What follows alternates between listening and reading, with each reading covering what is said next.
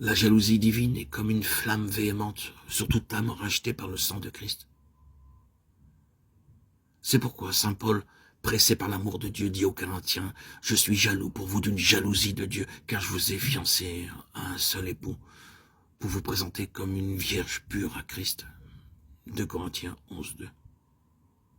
Oh, enfant de Dieu, caché dans le cœur du Père, demeure en cet amour de l'éternel Dieu, écoute son appel.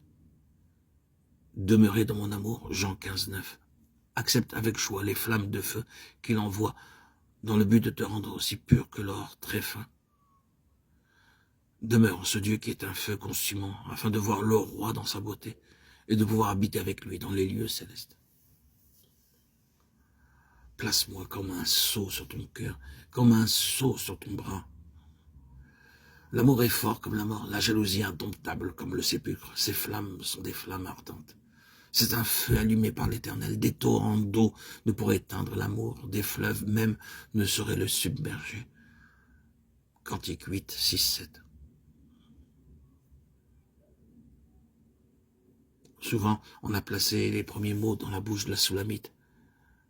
Mais ils suivent ce que le bien-aimé vient de dire de la condition naturelle de l'âme cachée. Et, prononcés par lui, ils ont un sens plus profond, constatant qu'elle ne peut vivre sans lui. Il dit, place-moi comme un sceau sur ton cœur, l'amour, fort comme la mort, et qui conduisit le Seigneur à la mort de la croix.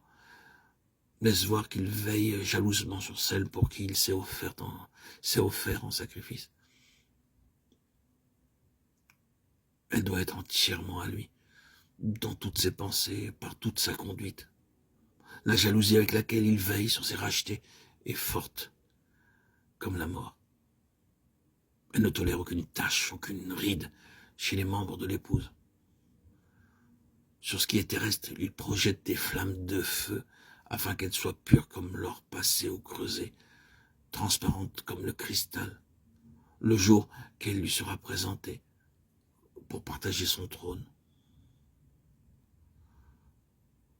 Le bien-aimé assure l'âme réfugiée en lui que les eaux débordées de l'épreuve et de la douleur ou quoi que ce soit d'autre, rien n'éteindra son amour, comme aussi rien ne peut acheter cet amour.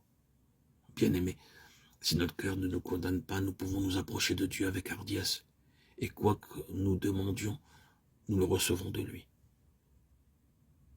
1 Jean 3, 21.